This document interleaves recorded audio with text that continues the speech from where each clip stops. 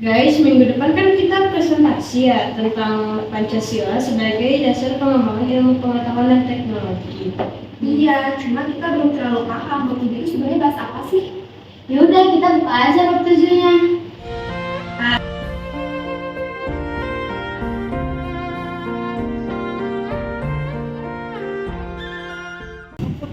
Iptek merupakan bagian dari ilmu pengetahuan yang secara etimologis berasal dari bahasa Arab, yaitu ma'arif, atau yang artinya ilmu pengetahuan, atau dalam bahasa Inggris bisa disebut dengan science atau knowledge.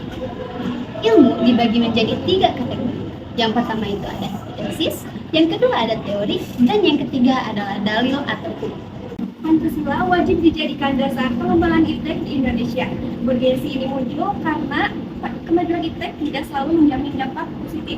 Ia bisa menimbulkan akses negatif seperti merosotnya martabat manusia, kerusakan lingkungan, dan gaya hidup hedonis atau konsumtif. Oleh karena itu, iptek harus berlandaskan pada nilai-nilai berbangsa.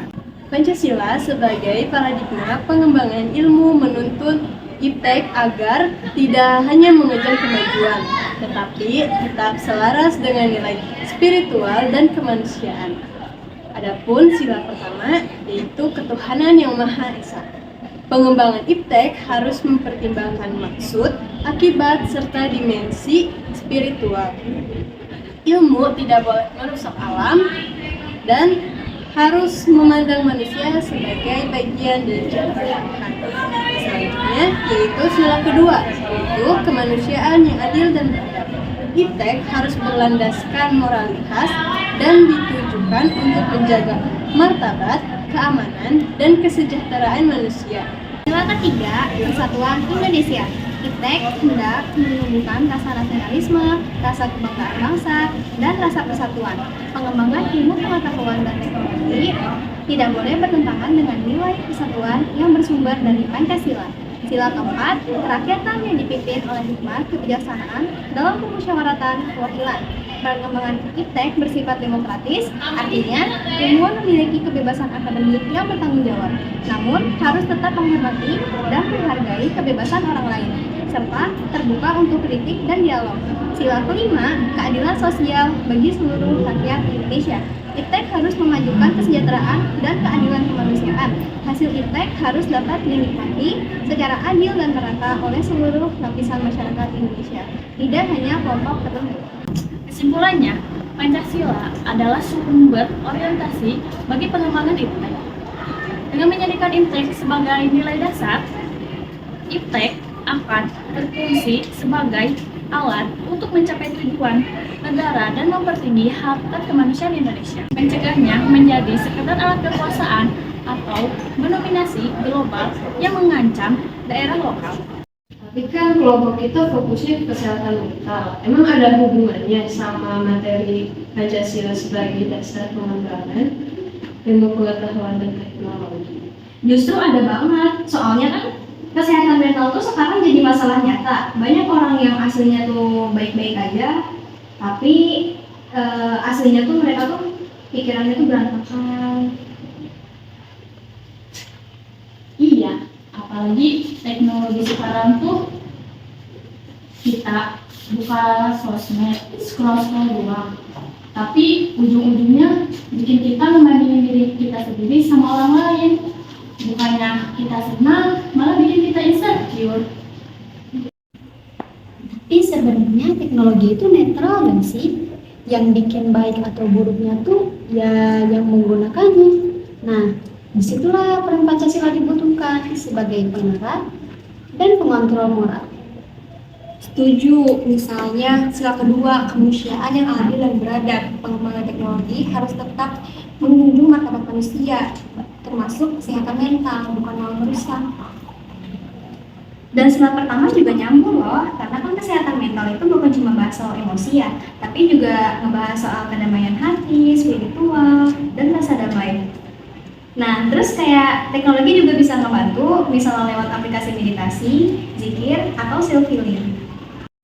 Contohnya ini, sekarang tuh udah ada aplikasi konseling online, jurnal digital, bahkan AI yang bisa ngedeteksi gejala depresi dari pola tulisan, maupun dari suara kita. Wah, canggih banget ya sekarang. Tapi kalau si teknologi ini dipakai tanpa etika, takutnya data mental seseorang ini tuh malah bocor, terus nanti malah dijadiin bahan ejekan atau enggak disalahgunain. Tapi nggak akan tahu. Iya, karena di sini masuklah sila kelima, yaitu keadilan sosial, di mana semua orang harus bisa mendapatkan kesempatan untuk mendapatkan bantuan dari pemerintah agar bisa mengobati mental mereka, tetapi dengan rasa aman, adil, dan juga rahasia. Kadang aku mikir, kita kan generasi yang paling paham teknologi ya, tapi kenapa kita juga jadi generasi yang paling gampang burnout dan overthinking ya? Makanya teknologi itu perlu diberi Pancasila supaya bukan cuma canggih, tapi juga menenangkan, manusiawi, dan menyehatkan jiwa. Ibaratnya tuh, teknologi itu mesinnya, Pancasila itu rem dan setirnya. Kalau nggak direm, bakal nabrak. Jadi intinya pengembangan ilmu dan teknologi itu harus berlandaskan Pancasila supaya tetap menjunjung nilai kemanusiaan, keadilan, kebijaksanaan, dan spiritualitas, termasuk dalam menghadapi masalah kesehatan mental. Dan teknologi harus menjadi solusi, bukan malah menjadi sumber masalah kesehatan mental itu sendiri. Setuju, teknologi boleh maju, tapi kesehatan mental tetap waras. Oke, besok kita lanjut bikin presentasinya ya. Sekarang aku udah dijemput nih. Bye-bye. Bye-bye. Boleh kasih kita pesan-pesan selama pembelajaran Pancasila semester ini? Ini di TikTok ya? Iya, kakak ketawa. Ya ampun, ini bisa ketemu di sini. Iya. Ya boleh, siapa dulu?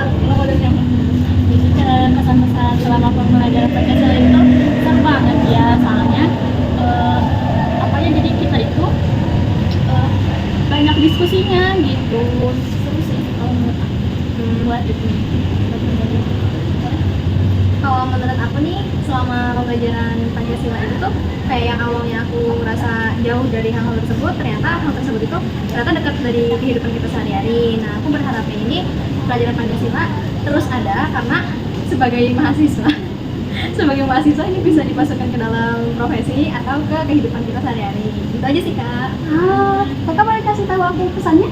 Pesannya semoga pembelajaran ini lebih ada tingkatan lagi atau lebih dikreatifkan nanti lah buat berkarya. Bagus sekali kakak. Halo kakak semuanya, aku di sini mau minta pesan-pesan kalian dong selama mata kuliah Pancasila. Boleh? Jadi kalau pesan aku selama pembelajaran Pancasila itu seru karena materi yang dikirimnya tuh sehari atau berapa hari gitu sebelum pembelajarannya, jadi aku bisa mempelajari materi tersebut. Terus selama di kelas juga kita banyak diskusinya, jadi meningkatkan rasa penasaran aku gitu. Nah terus kalau misalnya semoga pembelajaran Pancasila ini terus tetap ini karena aku selalu suka sesi diskusinya. Terima kasih.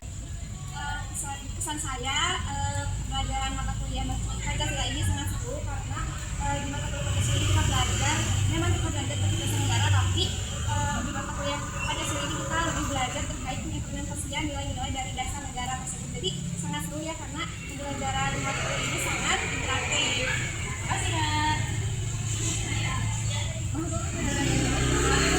Ya, soalnya kurang lebih sama ya. Terus juga dari biasanya juga seru banget. Jadi kayak dasarnya kan akan menyiapkan materi sebelum pertemuan, jadi kita bisa menyiapkan pertanyaan dulu untuk bahan diskusi di kelas. Biasanya seru, kontennya juga kreatif, bagus. Pesannya semoga tetap seperti ini ya pembelajarannya, karena memudahkan antara siswa itu diskusi dan meningkatkan